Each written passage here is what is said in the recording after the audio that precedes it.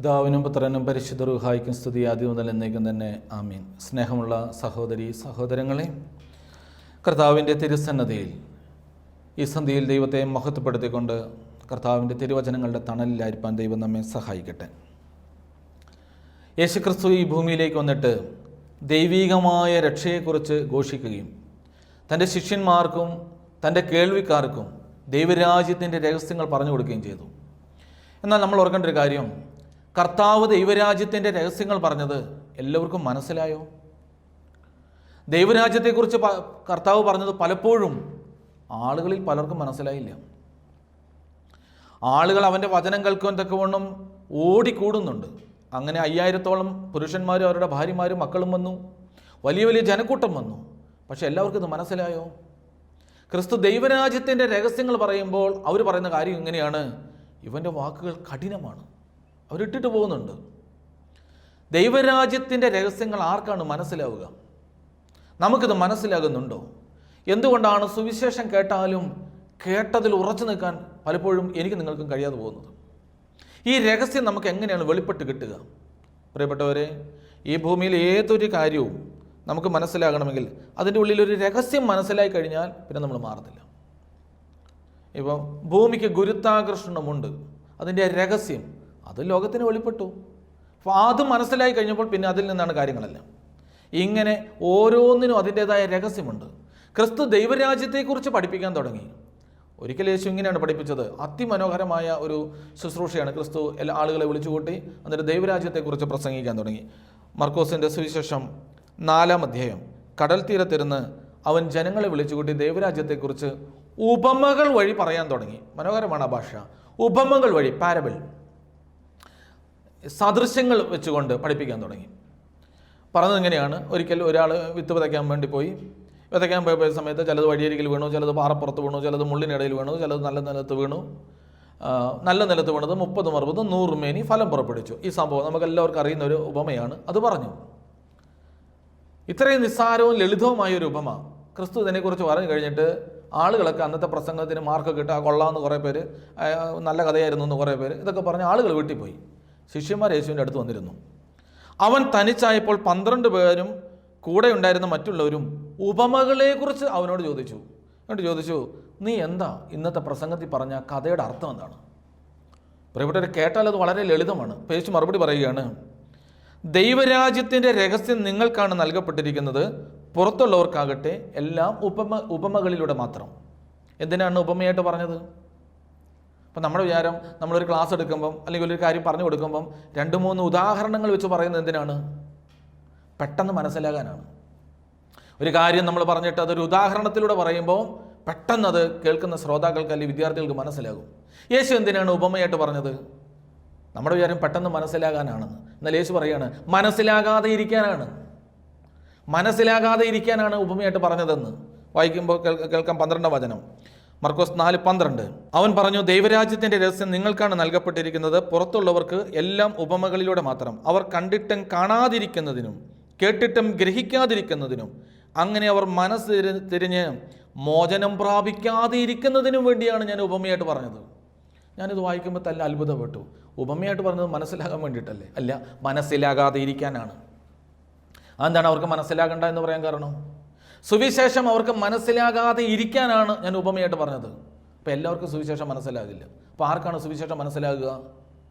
റെബല്യസായി, ധിക്കാരികളായി, അഹങ്കാരികളായി, ഉള്ളിൽ അനുതാപമില്ലാതെ, ദൈവത്തിൽ വിശ്വസിക്കാൻ കഴിയാതെ, ഒരു പരീക്ഷണ മനോഭാവത്തോടെ നിൽക്കുന്നവനെല്ലാം ഇതൊരു കഥ പോലെ തോന്നും. അതുകൊണ്ടാണ് കൊരിന്ത്യ ലേഖനത്തിൽ പറയുന്നത്, നശിച്ചു പോകുന്നവർക്ക് ക്രൂശിൻ്റെ വചനം ഭോഷത്വമാണ്, നമുക്ക് അത് ദൈവശക്തിയാണ്. എന്നാൽ ദൈവരാജ്യത്തിൻ്റെ രഹസ്യങ്ങൾ അറിയാൻ നിങ്ങൾക്കാണ് ഭാഗ്യം ലഭിച്ചിരിക്കുന്നത്. അങ്ങനെയാണ് യേശുവരോട് പറഞ്ഞത്. ദൈവരാജ്യത്തിൻ്റെ രഹസ്യം നിങ്ങൾക്കാണ് നൽകപ്പെട്ടിരിക്കുന്നത്. നമ്മളോട് പറയുകയാണ്, സഭയോട്, മണവാട്ടി സഭയോട്, അപ്പോസ്തല വൃന്ദത്തോട്. ഒത്തിരി പേര് കേൾക്കും, യേശുവിനെക്കുറിച്ച് ഒത്തിരി ആളുകൾ കേൾക്കും, പിതാവിൻ്റെ സ്നേഹത്തെക്കുറിച്ച് ഒത്തിരി പേര് കേൾക്കും. പക്ഷെ ഇതിൻ്റെ രഹസ്യം അത് നിങ്ങൾക്കാണ് നൽകപ്പെട്ടിരിക്കുന്നത്. എന്താണ് രഹസ്യം? ദൈവരാജ്യത്തിൻ്റെ രഹസ്യം എന്താണ്? പ്രിയപ്പെട്ടവർ, ഈ ഉപമ, ഈ വിത്തിൻ്റെ ഉപമ നമ്മളൊന്നിങ്ങനെ വെറുതെ മനസ്സിൽ ചിന്തിച്ച് നോക്കുക. ഈ ഉപമ ഒരു കാർഷികമായി മാത്രം ചിന്തിക്കുന്ന ഒരാളാണ് കേൾക്കുന്നതെങ്കിൽ അയാൾ എന്താ ചിന്തിക്കുക? വിതയ്ക്കാൻ പോകുമ്പോൾ ശ്രദ്ധിക്കണം, വഴിയരികിൽ വീഴരുത്, അല്ലെങ്കിൽ മുള്ളിൻ്റെ ഇടയിലൊന്നും വീഴരുത്. നല്ല നിലത്ത് തന്നെ കൊണ്ട് വിത്ത് വിതയ്ക്കണം, ഇല്ലെങ്കിൽ ഫലം ഉണ്ടാവില്ല. അത് അയാൾ എങ്ങനെയല്ലേ ചിന്തിക്കുക? ഒരു പൊതുപ്രവർത്തകനാണെങ്കിൽ എന്താ ചിന്തിക്കുക? പൊതുപ്രവർത്തകനാണെങ്കിൽ പുള്ളി ചിന്തിക്കുന്ന പ്രധാനപ്പെട്ട കാര്യം എങ്ങനെയാണെന്ന് വെച്ചാൽ വളരെ ശ്രദ്ധയോടുകൂടി ഇത് കൈകാര്യം ചെയ്യണം. ഒരു മാധ്യമ പ്രവർത്തകനാണെങ്കിൽ ഈ വാർത്ത, ഈ യേശു പറഞ്ഞ കഥ ഒരു മാധ്യമ പ്രവർത്തകൻ കേട്ടു, അയാൾ എന്താ ചിന്തിക്കുക?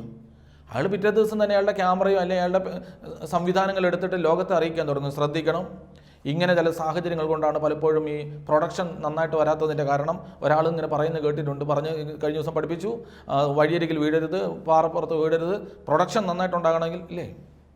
ഇത് ഈ വളമൊക്കെ ഉണ്ടാക്കുന്ന കമ്പനിക്കാരാകട്ടെങ്കിൽ അവരെന്താ ചെയ്യുക? അങ്ങനത്തെ ഒരു ബിസിനസ് മാൻ ആണെങ്കിൽ അയാൾ എന്താ ചെയ്യുക? അയാൾ ആദ്യം ചെയ്യാൻ പോകുന്ന കാര്യം, അയാൾ വേഗം നാട്ടുകാരെ വിളിച്ചിട്ട് പറയുന്നത് ഇന്ന കാര്യങ്ങൾ, NPK ഇത്ര വേണം, നൈട്രജൻ, ഫോസ്ഫറസ്, പൊട്ടാഷ്യം, ഇതെല്ലാം നിങ്ങളുടെ മണ്ണിൽ ഇത്ര വേണം, മണ്ണ് പരിശോധിക്കണം, പ്രൊഡക്ഷൻ നന്നായിട്ടാണ്, മണ്ണ് നന്നാകണമെന്ന് പറഞ്ഞിട്ടുണ്ട്. ഓരോരുത്തർക്കും അങ്ങനെയാണ്. എന്നാൽ യേശു ശിഷ്യന്മാരോട് പറയാണ്, ഇതിൻ്റെ രഹസ്യം നിങ്ങൾക്കാണ്. എന്താണ് രഹസ്യം? ദൈവരാജ്യത്തിൻ്റെ രഹസ്യം എന്താണ്? ദൈവരാജ്യത്തിൻ്റെ രഹസ്യം മറ്റൊന്നുമല്ല, വിത്ത് എന്താണെന്നുള്ളതാണ്. പലർക്കും വിത്ത് പലതുമാണ്. രാഷ്ട്രീയക്കാരന് വിത്ത് ഒരു പക്ഷേങ്കിൽ അവൻ്റെ പൊതുജന സമ്മതിക്ക് വേണ്ടിയുള്ള പ്രവർത്തനമായിരിക്കാം. മാധ്യമപ്രവർത്തകന് അവൻ്റെ റിപ്പോർട്ടായിരിക്കാം ഈ വിത്ത്. ഓരോരുത്തർക്കും വിത്ത് പലതുമാണ്. ചിലർക്ക് പണമാണ് വിത്ത്, എങ്ങനെ ഇത് പെരുപ്പിക്കാം, സ്ഥാനം വർദ്ധിപ്പിക്കാം, അവസരങ്ങൾ ഉണ്ടാക്കാം. എന്നാൽ യേശു ശിഷ്യന്മാരോട് പറയാണ്, വിത്തെന്ന് പറഞ്ഞാൽ മറ്റൊന്നുമല്ല, അത് ദൈവത്തിൻ്റെ വചനമാണ്. സീഡ് എന്ന് പറയുന്നത് വേർഡ് ഓഫ് ഗോഡാണ്. ദൈവവചനമാണ് വിത്ത്, വേറെ ഒന്നുമല്ല, ദൈവത്തിൻ്റെ വചനമാണ്. ഈ ദൈവത്തിൻ്റെ വചനം സ്വീകരിക്കുന്നതിനെ കുറിച്ച് പറയുന്നത്. എന്നിട്ട് 6 തരം മണ്ണ് യേശു പരിചയപ്പെടുത്തി. വഴിയരികിൽ വീണത്, പാറപ്പുറത്ത് വീണത്, മുള്ളിനിടയിൽ വീണത്, നല്ല നിലത്ത് വീണത്. ഈ 4 എണ്ണത്തിൽ 6 എണ്ണം കിടക്കുന്നുണ്ട്. ഏതൊക്കെയാണ്? 1 വഴിയരികിൽ, 2 പാറപ്പുറത്ത്, 3 മുള്ളിനിടയിൽ, 4 നല്ല നിലം. ഈ നല്ല നിലം 3 ടൈപ്പ് ഉണ്ട്. 30 മേനി കൊടുക്കുന്നത്, 60 മേനി കൊടുക്കുന്നത്, 100 മേനി കൊടുക്കുന്നത്. ലളിതമായിട്ട് നമുക്ക് എളുപ്പത്തിൽ ഒന്ന് ചിന്തിച്ച് നോക്കുക. എന്താണ് ഒന്നാമത്തെ കാര്യം? വിത്ത് എന്താണേലും വിതയ്ക്കുന്നവൻ വളരെ വൃത്തിയായി വിതയ്ക്കുന്ന യജമാനനാണ്, അവൻ യേശുക്രിസ്തുവാണ്. വിത്ത് നമുക്കറിയാം, അത് യേശുക്രിസ്തുവിൻ്റെ രാജ്യത്തെക്കുറിച്ചുള്ള വചനമാണ്, ദൈവരാജ്യത്തിൻ്റെ വചനമാണ്. ഇതിനെങ്ങനെ ഞാൻ നിങ്ങൾ സ്വീകരിക്കണം? അപ്പം ആദ്യം യേശു പറയുകയാണ്, 3 കൊള്ളുകയില്ലാത്ത നിലം എന്ന് വെച്ചാൽ നമ്മുടെ മനസ്സാണ്. 3 തരം മനസ്സുകൾ. വളരെ ശ്രദ്ധിക്കണം. ആ മനസ്സിനകത്ത് ഈ വിത്ത് വീഴും, അവനെറിയും വിത്ത്. പക്ഷെ ഇങ്ങനത്തെ നിലമായിട്ട് കിടക്കുന്ന ഒരു മനസ്സാണ് എങ്കിൽ ആ വിത്ത് ഫലം പുറപ്പെടുവിക്കില്ല. ഒന്നാമത്തെ വിത്തിനെ കുറിച്ച്, അതാണ് ഏറ്റവും ദുർഘടമായൊരു വിത്ത്. വിത്തെറിയും അവൻ, പക്ഷെ അത് വഴിയരികിൽ വീണ വിത്ത് പോലെ പോയി. എന്താണ് വഴിയരികിൽ വീണ വിത്ത് എന്ന് പറയുന്നതിൻ്റെ അർത്ഥം? വഴിയരിക് എന്ന് പറഞ്ഞാൽ എന്താണ്? പൊതുവഴി എന്ന് പറഞ്ഞാൽ എന്താണ്? വഴിയിൽ വീണ വിത്ത്. അത് വേര് പൊട്ടുന്നുമില്ല, മുള കിളിർക്കുന്നില്ല, ഒന്നും നടക്കുന്നില്ല. അതിന് സംഭവിക്കുന്ന ആദ്യത്തെ കാര്യം പക്ഷികൾ വന്ന് കൊത്തിയെടുത്തുകൊണ്ട് പോവുക എന്നുള്ളതാണ്. വിത്ത് വീഴുന്നുണ്ട്, വിത്ത് എറിയപ്പെടുന്നുണ്ട്, പക്ഷെ അടുത്ത നിമിഷം തന്നെ വിത്ത് കൊത്തിക്കൊണ്ടു പോവുകയാണ്. ദൈവരാജ്യത്തിൻ്റെ രക്ഷയുടെ വചനങ്ങൾ മനസ്സിലേക്ക് വീഴുന്ന അടുത്ത നിമിഷം കേൾക്കുന്നുണ്ട്. സുവിശേഷം കേൾക്കുന്നുണ്ട്, എല്ലാ ദിവസവും വൈകുന്നേരം ശാലവും കേൾക്കുന്നുണ്ട്, പള്ളിയിൽ നിന്ന് സുവിശേഷം കേൾക്കുന്നുണ്ട്, ദൈനംദിന സുവിശേഷ വേലകളിൽ പങ്കുചേരുന്നുണ്ട്, കേൾക്കുന്നൊക്കെ ഉണ്ട്. പക്ഷെ ഒന്നും ഉള്ളി കിടക്കുന്നില്ല. പൊതുവഴി പോലത്തെ ഒരു മനസ്സാണ്. എന്താണ് പൊതുവഴിയുടെ പ്രത്യേകത? നമ്മുടെ വീടിൻ്റെ മുമ്പിലുള്ളൊരു പൊതുവഴി നമ്മൾ ശ്രദ്ധിച്ചു നോക്കുക.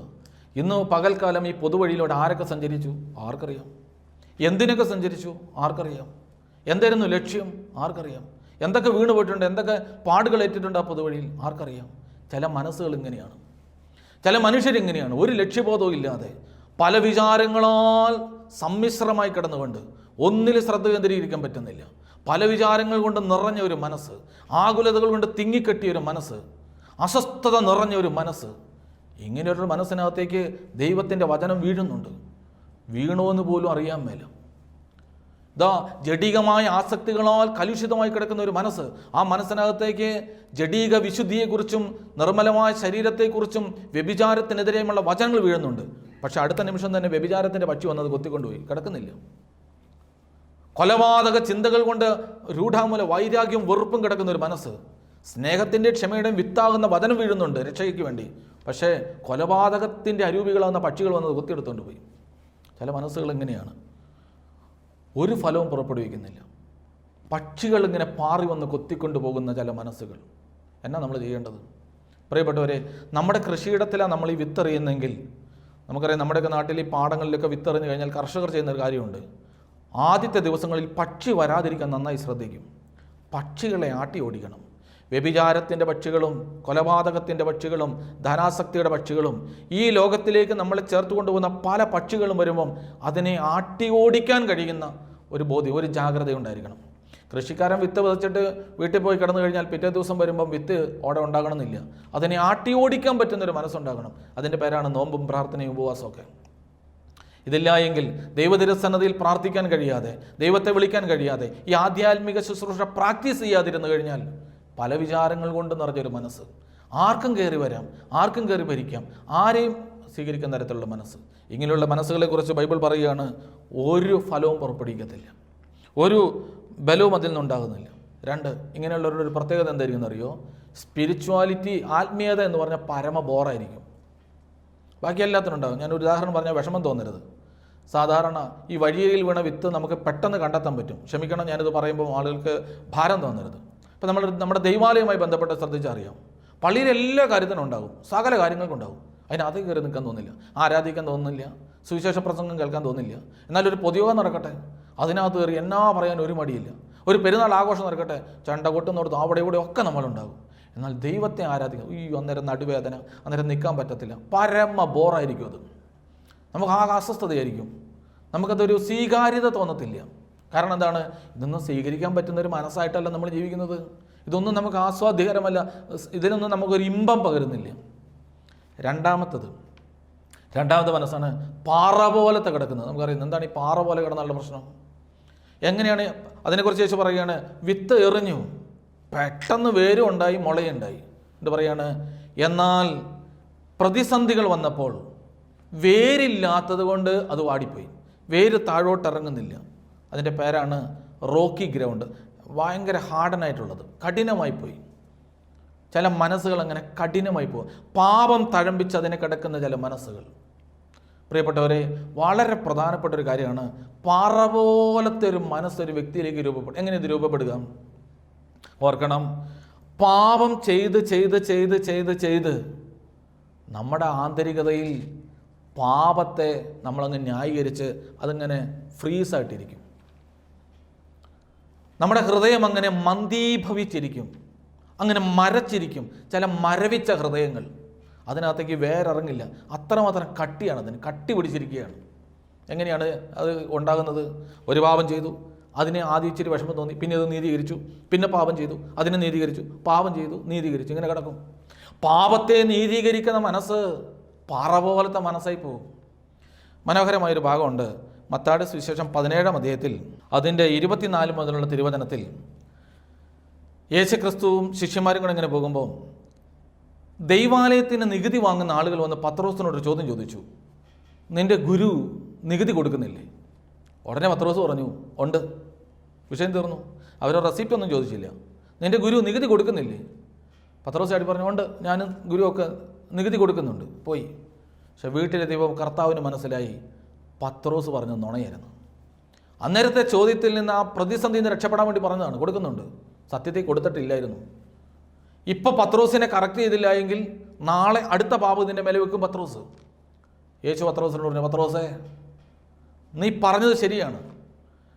ഭൂമിയിലെ രാജാക്കന്മാർ നികുതി വാങ്ങുന്നത് മക്കളിൽ നിന്നല്ല, പ്രജകളിൽ നിന്നാണ്. മക്കൾ സ്വതന്ത്രരാണ്. പക്ഷേ ഇടർച്ച ഉണ്ടാകാതിരിക്കാൻ നമ്മൾ തിരുത്തിക്കൊള്ളണം. നീ ആദ്യം പോയി, നീ ചൂണ്ടിട്ട് ആദ്യം കിട്ടുന്ന മത്സ്യത്തിന് വാ തുറന്ന് നോക്കുക, അതിൽ കിട്ടുന്ന നാണയം എനിക്കും നിനക്കും വേണ്ടി കൊടുക്കുക. എൻ്റെ അർത്ഥം കൊടുത്തിട്ടില്ലായിരുന്നു. പത്രോസ് എന്താ പറഞ്ഞേ? കൊടുത്തു. ക്രിസ്തുവെ കറക്റ്റ് ചെയ്യുക. ഇല്ലെങ്കിലോ ഇങ്ങനെ കറക്റ്റ് ചെയ്ത് പത്രോസിനെ കൊണ്ടുപോയതുകൊണ്ട്, അല്ലെങ്കിൽ കറക്റ്റ് ചെയ്തപ്പോൾ, തിരുത്തിയപ്പോൾ ആ തിരുത്തപ്പെടാൻ പത്രോസ് തയ്യാറായതുകൊണ്ട്, ഇതാ പീഡാസഹനത്തിൻ്റെ ആ സമയത്ത് യേശുവിനെ പത്രോസ് തള്ളിപ്പറഞ്ഞു. 1 പ്രാവശ്യം തള്ളിപ്പറഞ്ഞു, 2 പ്രാവശ്യം തള്ളിപ്പറഞ്ഞു, 3 പ്രാവശ്യം. ഈ തള്ളിപ്പറയുമ്പോഴെല്ലാം പത്രോസിന് ചില ന്യായീകരണങ്ങൾ ഉണ്ടാകാം. എന്നാൽ ഇതാ ക്രിസ്തുവിൻ്റെ ഒരു നോട്ടം വന്നപ്പം അയാൾ സ്വയം തിരുത്തി. ഒരു നോട്ടം, ദൂരേ എന്നുള്ളൊരു നോട്ടം, ഒന്നും മിണ്ടിയില്ല യേശു. അവൻ്റെ കണ്ണുകളിൽ നിന്നൊരു നോട്ടം കിട്ടിയപ്പം തിരുത്തപ്പെട്ട മനസ്സ്, തിരുത്തപ്പെട്ട് ശീലമുള്ള ആ ജീവിതത്തിൽ അവൻ പുറത്തേക്ക് അലറിക്കരഞ്ഞോടി അവൻ തിരുത്തിയില്ലെങ്കിൽ സംഭവിക്കുന്ന മറ്റൊരു കാര്യം യോഹന്നാൻ്റെ സുവിശേഷം 12-ാം അധ്യായത്തിൽ പറയുന്നുണ്ട്. യേശുക്രിസ്തു ലാസറിനെ ഉയർപ്പിച്ചിട്ട് അവിടെ ചെന്നപ്പം മറിയം 300 ദിനാറയോളം വില കിട്ടുന്ന ശുദ്ധ നർദീൻ തൈലം എടുത്തിട്ട് യേശുവിൻ്റെ ശിരസിൽ ഒഴിച്ചു. 300 ദിനാറ എന്നൊക്കെ പറഞ്ഞു കഴിഞ്ഞാൽ നമ്മൾ വിചാരിക്കുന്ന പോലെ ഒരു നിസ്സാര സംഖ്യയല്ല. ഒരു ആയുഷ്കാലത്തിൻ്റെ വലിയ സമ്പാദ്യത്തിൻ്റെ പേരാണ് ഈ 300 ദിനാറ.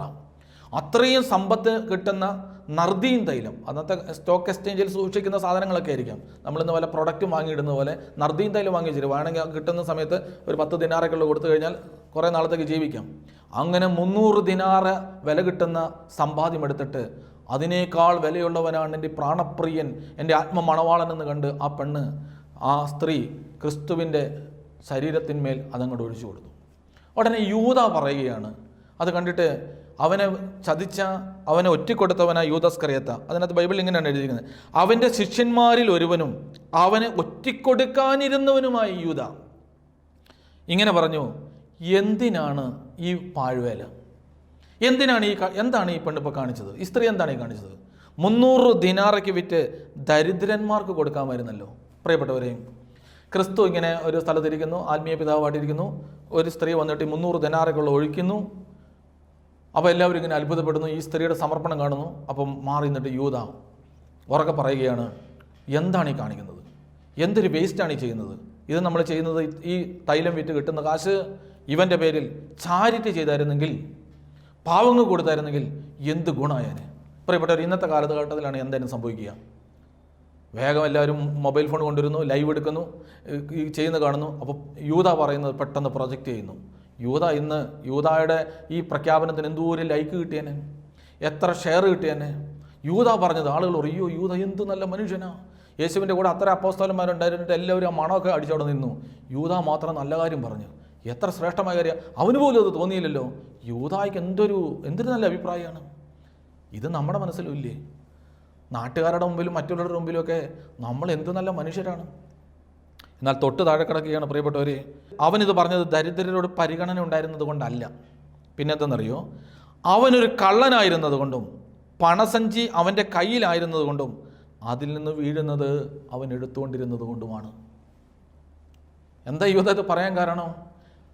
1, അവൻ കള്ളനാണ്. 2, പണസഞ്ചി അവൻ്റെ കയ്യിലാണ്. 3, അവൻ അതിൽ നിന്ന് എടുത്തോണ്ടിരുന്നു. ആദ്യം എടുത്തപ്പം അവൻ വിചാരിച്ചു ആരെങ്കിലും കണ്ടു കാണോ? ഇല്ല, കണ്ടില്ല, കുഴപ്പമില്ല. ഇത് നിരന്തരം അവൻ എടുത്തുകൊണ്ടിരുന്നു. എന്നാ സംഭവിച്ചത്? അവസാനം 30 വെള്ളിക്കാശിന് ക്രിസ്തുവിനൊരു ഉമ്മയിലൂടെ ഒറ്റിക്കൊടുക്കുമ്പോഴും അവന് ചാഞ്ചല്യമില്ല. കണ്ടു? ഒരാളുടെ മനസ്സ് കഠിനമായി പോകുന്നത് തൻ്റെ പ്രാണപ്രിയനെ, തൻ്റെ ആത്മഗുരുവിനെ, തൻ്റെ സ്നേഹിതനെ ഗുരു എന്ന് വിളിച്ച് ചേർത്ത് അപ്പോഴും യേശുവിനെ സ്നേഹിത എന്ന് വിളിക്കുന്നുണ്ട്. ആ വിളി പോലും അവനിൽ ഒരു മാറ്റം വരുത്തിയില്ല. അവൻ്റെ മനസ്സെങ്ങനെ കഠിനമായി കിടന്നു. സഹോദരങ്ങളൊന്ന് ആലോചിച്ച് നോക്കി. എന്തോ ഒരു സുവിശേഷം നമ്മൾ കേട്ടു, എന്നിട്ട് നമുക്ക് ക്ഷമിക്കാൻ പറ്റിയിട്ടുണ്ടോ? എന്തോരം നമ്മൾ കേട്ടു, കരുണ കാണിക്കാൻ പറ്റിയിട്ടുണ്ടോ? എന്തോരം നമ്മൾ കേട്ടു, തിരുത്താൻ പറ്റിയിട്ടുണ്ടോ? എന്താ സംഭവിക്കുക? അവസാനം ക്രിസ്തുവിനെ വിൽക്കും. നമ്മൾ യേശുവിനെ ഒറ്റിക്കൊടുക്കും, ഒരു ചാഞ്ചല്യം ഇല്ലാതെ. അവസാനമാണ് നമ്മുടെ കയ്യിൽ ഒറ്റിക്കൊടുത്ത് നേടിയതും പാപം ചെയ്ത് നേടിയതും തിന്മയിലൂടെ നേടിയ കറകളിലേക്ക് നോക്കി നമ്മൾ വിളിച്ചു പറയും, ഇതൊന്നും എനിക്കൊരു ഉപകാരമില്ലാത്തതാണ്. അപ്പോഴേക്ക് സമയം കഴിഞ്ഞു പോകും. അവനത് വലിച്ചെറിഞ്ഞു.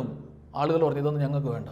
പ്രിയപ്പെട്ടവരെ, പറ പോലെ കിടക്കുന്ന മനസ്സ്, വചനം സ്വീകരിക്കാൻ കഴിയാതെ, ക്ഷമിക്കാൻ കഴിയാതെ, എളിമപ്പെടാൻ കഴിയാതെ. മറ്റൊന്ന്, മുള്ളുകൾക്കിടയിൽ കിടക്കുന്നത്. എന്താണ്? നല്ല നിലമൊക്കെയാണ് കാര്യം, കൊള്ളാം. പക്ഷേ എന്നതാ കുഴപ്പം? വളരും തോറും അതിനെ ഞെരുക്കുകയാണ്. എല്ലാം കൊണ്ടും കൊള്ളാം, തീരുമാനമൊക്കെ എടുത്തു, ആത്മാവിൽ വളരാൻ തീരുമാനിച്ചു. പക്ഷെ ആത്മാവിൽ കൂമ്പെടുക്കുമ്പോഴേക്കും ലോകത്തിൻ്റെ ഇമ്പങ്ങൾ ഇങ്ങനെ ഞെരുക്കിക്കൊണ്ടിരിക്കുകയാണ്, ഞെക്കിക്കൊണ്ടിരിക്കുകയാണ്. ലോകത്തിൻ്റെ ഇമ്പങ്ങൾ, ലോകത്തിൻ്റെ ആസക്തികളും സുഖങ്ങളും. ഇത് ഓർക്കുമ്പോൾ ആത്മാവിൽ വളരാൻ പറ്റുന്നില്ല. ദൈവരാജ്യത്തിൽ വളരണമെന്നുണ്ട്, നീതിസൂര്യനെ നോക്കി വളരണമെന്നുണ്ട്. നമുക്കറിയാം, ഭൂമിയിലൊരു ചെടി വളരണമെങ്കിൽ നല്ല സൂര്യപ്രകാശം കിട്ടണം. സൂര്യപ്രകാശത്തിന് പകരം അതിന് ചുറ്റും സൂര്യപ്രകാശം തടഞ്ഞുകൊണ്ട് വേറെ കുറേ ചെടികൾ നിന്നാലോ? ഇതിങ്ങനെ നിൽക്കത്തേ ഉള്ളൂ. പല ജീവിതങ്ങളും ഇങ്ങനെയാണ്. പലപ്പോഴും നമ്മുടെ ആധ്യാത്മിക ജീവിതത്തിൽ നമ്മൾ ഈ സൂര്യപ്രകാശത്തിൻ്റെ ചൂട്, നീതിസൂര്യനായ യേശുവിൻ്റെ ചൂടിലേക്ക് നോക്കാൻ കഴിയാതെ നമുക്ക് ചില തണലുകളിൽ നമ്മൾ ആശ്രയിച്ചു പോകുന്നുണ്ട്. ഈ തണലാണ് നമുക്ക് പലപ്പോഴും ബലം. ഓർക്കണം, ഈ തണലുകളൊക്കെ വാടിപ്പോവും. യോനാ ദീർഘദർശി സുവിശേഷമൊക്കെ പ്രസംഗിച്ചു. അവസാനം അവൻ്റെ ശുശ്രൂഷയ്ക്ക് ദൈവം ഒരു നല്ല പ്രതിഫലം കൊടുത്തു. അവന് ഒരാവണക്കിൻ്റെ തണൽ കൊടുത്തു. ദേവദാരുവിൻ്റെ തണലോ ലെബനോനിലെ കഠിനമായ നല്ല മരങ്ങളുടെ തണലോ അല്ല കൊടുത്തത്, ഒരാവണക്കിൻ്റെ തണൽ കൊടുത്തു. അവനത് ആസ്വദിക്കുകയാണ്. അവനത് ആസ്വദിക്കുന്നു എന്നറിഞ്ഞപ്പോൾ ദൈവത്തിന് മനസ്സിലായി, തണലാസ്വദിക്കാനുള്ളവനല്ലവൻ. യോനാ പ്രവാചകൻ ആവണക്കിൻ്റെ തണലിൽ കിടന്ന് ജീവിതം നയിക്കാനുള്ളവനല്ല, ദൈവത്തിൻ്റെ തണലും സ്നേഹവും അനുഭവിക്കേണ്ടവനാണ്. ആവണക്കിൻ്റെ തണലിൽ കിടന്നപ്പം ഒരു പുഴുവിൻ്റെ കുത്തിൽ വാടിപ്പോകുന്നതാണ് ഈ ആവണക്കെന്ന് യോനായുടെ പുസ്തകത്തിൽ ദൈവം യോനായെ പഠിപ്പിക്കുന്നുണ്ട്. പ്രിയപ്പെട്ടവരെ, നമ്മളിങ്ങനെ ചില തണലുകളിൽ, അല്ലേ, ലോകം നൽകുന്ന ചില സുഖങ്ങൾ, ജഡത്തിൻ്റെ ചില തണലുകൾ, സമ്പത്തിൻ്റെ ചില തണലുകൾ, സ്ഥാനമാനങ്ങളുടെ ചില തണലുകൾ, നമ്മുടെ ഉള്ളിലെ ചില പിറുപിറുപ്പുകളുടെ തണലുകൾ, അതുപോലെ തന്നെ ചില തണലാണ് വെറുപ്പിൻ്റെയും വിദ്വേഷത്തിൻ്റെയും ചില തണലുകൾ. ഉള്ളിൻ്റെ ഉള്ളിൽ ചിലരോട് നമുക്കൊരു വെറുപ്പ് വെച്ചുകൊണ്ടിരിക്കുമ്പോൾ നമ്മളറിയാതെ എന്തോ ആസ്വദിക്കുകയാണ്, വൈരാഗ്യത്തിൻ്റെ. ഇങ്ങനെ ചില തണലുകളിൽ കിടക്കുമ്പോൾ ഓർക്കണം, ഈ തണലുകളെല്ലാം ഒരു നിമിഷം കൊണ്ട് മാറും. പല തണലും നമുക്ക് ദോഷമാണ്. അതുകൊണ്ട് ഓർക്കുക, ഇങ്ങനെ ലോകത്തിൻ്റെ ഇമ്പങ്ങൾ നമ്മളെ ഇങ്ങനെ ഞെക്കുമ്പം അതിൽ നിന്ന് രക്ഷപ്പെടാൻ തക്കവണ്ണം നമ്മൾ തിരിച്ചറിയണം, ചിലതിനെല്ലാം വെട്ടിമാറ്റണം. അടുത്തത് നല്ല നിലം. നല്ല നിലം എങ്ങനെയാണ്? 3 ടൈപ്പ്. 1, 30 മേനി കൊടുക്കുന്ന നല്ല നിലം. 30% വർധനവാണ്. എന്ന് വെച്ച് കഴിഞ്ഞാൽ കൊള്ളാം, ആത്മീയതയ്ക്ക് കൊള്ളാം, നമ്മൾ ദൈവസന്നിധിയിൽ നമ്മളെ കൊണ്ട് പറ്റുന്ന പോലെയൊക്കെ 30% കൊടുക്കുന്ന ഒരു സാധാരണ ജീവിതം. മിനിമം 30 വേണം, ചിലത് 60, കുറേയും കൂടെ ഒക്കെ ചെയ്യുന്ന മണ്ണ്, കുറേയും കൂടെ ഒക്കെ പ്രൊഡക്ഷൻ ഉണ്ടാകുന്നത്. എന്നാൽ ചിലതിനെക്കുറിച്ച് പറയണം, 100 മേനി ഫലം പുറപ്പെടുവിക്കുന്നു. അതെന്താണ്? അത് മുഴുവൻ ദൈവത്തിന് വിട്ടുകൊടുത്തത്, ദൈവത്തിൻ്റെ ഇഷ്ടം പോലെ വിട്ടുകൊടുക്കുന്ന 100 മേനി ഫലം പുറപ്പെടുവിക്കുന്നത്. അങ്ങനെ പുറപ്പെടുവിക്കുന്ന 100 മേനി ഫലം പുറപ്പെടുവിക്കുന്ന ഒരു ഫലത്തിൻ്റെ ഒരു കാര്യം കൂടെ യേശു തൊട്ട് താഴത്തെ ഉപമയിൽ പറഞ്ഞു. അത് നമ്മൾ ഒത്തിരി കേട്ടിട്ടുള്ളതാണ്, കടുകുമണിയുടെ ഉപമ. അതുകൊണ്ട് പറഞ്ഞ് ഞാനിത് അവസാനിപ്പിക്കാം. ഫലം പുറപ്പെടുവിക്കുമ്പം കടുകുമണിയുടെ ഉപമയിലാണ് ആ 100 മേനി ഫലം യേശു പറഞ്ഞു തരുന്നത്. എങ്ങനെയാണ്? കടുകുമണിയെക്കുറിച്ച് പറയുകയാണത് ഭൂമിയിലെ ഏറ്റവും ചെറിയ വിത്താണ്. അത് ഭൂമിയിൽ നട്ട് കഴിഞ്ഞാൽ അത് വളർന്നു കഴിഞ്ഞ് പക്ഷികൾ അതിൽ ചേക്കേറുന്നു, അതിൻ്റെ തണലിൽ പലരും ആശ്രയം തേടുന്നു. എന്താ അതിൻ്റെ അർത്ഥം? കടുക് മരം, കടുക് ചെടി ഭൂമിയിൽ ഏറ്റവും ചെറുതാണ്. അത് വളർന്നു കഴിയുമ്പോൾ ഇങ്ങനെ വളർന്ന് പന്തലിച്ച് അനേകർക്കത് തണലായി മാറുന്നു. ഞാൻ ഈ സൺഡേ സ്കൂളിലൊക്കെ പഠിക്കുമ്പോൾ അന്ന് സൺഡേ സ്കൂളിൽ പഠിപ്പിച്ച സാറോട് ചോദിച്ചു, സാറേ, ഈ കടുക് ചെടി നമ്മൾ കണ്ടിട്ടുണ്ട്, അതിന് 3 അടി 4 അടി പൊക്കം, അതിൽ കൂടുതൽ കണ്ടിട്ടില്ലല്ലോ. അപ്പോൾ അന്ന് സാറ് രക്ഷപ്പെടാൻ വേണ്ടിയിട്ടാണോ അതോ സാറിൻ്റെ അന്നേരത്തെ ഒരു ബോധ്യത്തിലോ സാറ് പറഞ്ഞു, എടാ, അത് നമ്മളെ ഈ നാട്ടിലൊക്കെ ഉള്ള കടുക് ചെടിക്ക് ഇത്രേ പൊക്കം ഉള്ളൂ, പക്ഷേ യേശുവിൻ്റെ നാട്ടിൽ ഇസ്രായേലിലൊക്കെ ഉള്ള കടുക് എന്ന് പറഞ്ഞാൽ വലിയ മരം പോലെ, തേക്ക് മരം, വീട്ടുമരം പോലെ വലിയ മരമാണ് അങ്ങനെ നിൽക്കുന്നത്. അപ്പോൾ നമ്മുടെ കൊച്ചു മനസ്സിൽ നമ്മളത് വിശ്വസിച്ചു. നമ്മുടെ ജീവിത സാഹചര്യങ്ങളിൽ ഒരിക്കൽ നമ്മൾ വിദേശ നാട്ടിൽ ഇസ്രായേലിൽ ചെന്ന് കഴിഞ്ഞപ്പം നമ്മൾ അവിടെയുള്ള ഗൈഡിനോട് ആദ്യം ചോദിച്ചത്, ഈ മസ്റ്റാർഡ് ട്രീ എവിടെയാണുള്ളത്, അതൊന്ന് കണ്ടാൽ കൊള്ളുന്നുണ്ട്, മസ്റ്റാർഡ് ഈ കടുകിൻ്റെ മരം എവിടെയാണുള്ളത്. അയാൾ പറഞ്ഞാൽ അങ്ങനത്തെ മരമൊന്നും ഇല്ല. അപ്പോൾ അല്ല, ഇവിടെയുള്ള കടുകൊക്കെ, ഇവിടെയുള്ള കടുക് എന്ന് പറഞ്ഞാൽ കടുക് ചെടിയാണ്, പിന്നെ തന്നെ ഈ കടുക് മരം എന്ന് പറയുന്നതിൻ്റെ അർത്ഥം ഭൂമിയിൽ ഏറ്റവും ചെറുതാണ്, പക്ഷേ ഭൂമിയിൽ ഏറ്റവും വലുതായി മാറുമെന്ന്. എന്താ അതിൻ്റെ അർത്ഥം? പിന്നീടാണ് മനസ്സിലായത്, ഭൂമിയിലെ കടുക് ചെടിയെക്കുറിച്ചല്ല യേശു പറഞ്ഞത്. അത് മനസ്സിലാകണമെങ്കിൽ അതിമനോഹരമായ മറ്റൊരു സംഭവം പറയുമ്പോൾ പെട്ടെന്ന് മനസ്സിലാവും. നമ്മുടെ ഈ നാട്ടിൽ, ഇന്ത്യ രാജ്യത്ത്, കൽക്കട്ടയിലെ ലോററ്റ് സ്കൂളിൽ ഒരു കന്യാസ്ത്രീ ഉണ്ടായിരുന്നു. ആരും അവൾ അറിയത്തൊന്നുമില്ലായിരുന്നു. ഒരു കടുകുമണി പോലെ, ഒരു കടുകിൻ്റെ അത്ര ഏറ്റവും ചെറുതായിരുന്നു. ഒരു കന്യാസ്ത്രീ മഠത്തിൻ്റെ 4 ചുവരുകൾക്കുള്ളിൽ ജീവിച്ച ലോററ്റ് സ്കൂളിലെ ഒരു ടീച്ചർ. എന്നാൽ അവൾ ആ ജീവിതത്തിൽ നിന്ന് ആ കടുകുമണി എടുത്തിട്ട്, അവിടെ നട്ട ആ കടുക് വിത്തെടുത്തിട്ട് അവൾ കൽക്കട്ടയുടെ തെരുവിൽ കൊണ്ട് നട്ടു. പ്രിയപ്പെട്ടവരെ, അതവിടെ നിന്ന് വളർന്ന് പന്തലിച്ചു. എൻ്റെയും നിങ്ങളുടെ മനസ്സിലെല്ലാം നമ്മൾ അഗതികളുടെ അമ്മ എന്ന് വിളിക്കുന്ന മദർ തെരേസ. എത്ര വലുതായിട്ടാണ് അവർ വളർന്നത്. അവരൊരു ഉപവി എന്ന് പറഞ്ഞ ഒരു വലിയ ചെടിയായിട്ട് വളർന്നു. എന്തോരം ആളുകളാണ്. എൻ്റെ അർത്ഥം, ദൈവരാജ്യത്തിൽ നടുക. നമ്മൾ അത്രയും വലിയ മരമൊന്നും ആയില്ലെങ്കിലും എൻ്റെ സഹോദരങ്ങളെ, നമ്മുടെ വീടിനകത്ത് നമ്മുടെ കുഞ്ഞുങ്ങൾക്ക് ആത്മാവിൻ്റെ തണലാകുന്ന നല്ല മരങ്ങളായി തീരാൻ നമ്മളെ കൊണ്ട് പറ്റണം. നമ്മുടെ ഇലകളിൽ നിന്ന് നല്ല സുഗന്ധം ഉണ്ടാകണം. നമ്മളാകുന്ന പച്ചപ്പിൽ നിന്ന് നമ്മുടെ വീടിനകത്തേക്ക് നല്ല പരിമളം ഉണ്ടാകണം. വെറുപ്പിൻ്റെയും വിദ്വേഷത്തിൻ്റെയും വ്യഭിചാരത്തിൻ്റെയും കലഹത്തിൻ്റെയും മണമല്ല, സ്നേഹത്തിൻ്റെയും ത്യാഗത്തിൻ്റെയും സമർപ്പണത്തിൻ്റെയും ദൈവകൃപയുടെയും. എന്താണ് പ്രതിഫലം എന്നറിയോ? തലമുറകൾ അനുഗ്രഹിക്കപ്പെടും. നമ്മുടെ ജീവിതത്തിൻ്റെ സുഗന്ധമായിട്ടത് മാറും. അതിന് ദൈവം നമ്മെ സഹായിക്കട്ടെ. നമുക്ക് പ്രാർത്ഥിക്കാം. കാരുണ്യവാനും പരിശുദ്ധനുമായി ഞങ്ങളുടെ വാഴ്ത്തപ്പെട്ട ദൈവമേ, അങ്ങയുടെ സ്നേഹത്തിൻ്റെ വിത്തുകൾ ഞങ്ങളുടെ ഹൃദയത്തിൽ നല്ല നിലമാക്കി വീഴണമെന്ന് പ്രാർത്ഥിക്കുന്നു. ദൈവമേ, ലോകത്തിൻ്റെ വെറുപ്പും വിദ്വേഷവും കഠിനതകളും വഴിയരികളിലുമല്ല, ഞങ്ങളുടെ ഹൃദയങ്ങളിലേക്ക് ആ നിർമ്മല സ്നേഹത്തിൽ അങ്ങയുടെ തിരുവചനം വീഴണമേ. ഞങ്ങളെ വളർത്തണമേ. പിതാവിൻ്റെയും പുത്രൻ്റെയും പരിശുദ്ധരുടെ നാമത്തിൽ തന്നെ. ആമേൻ.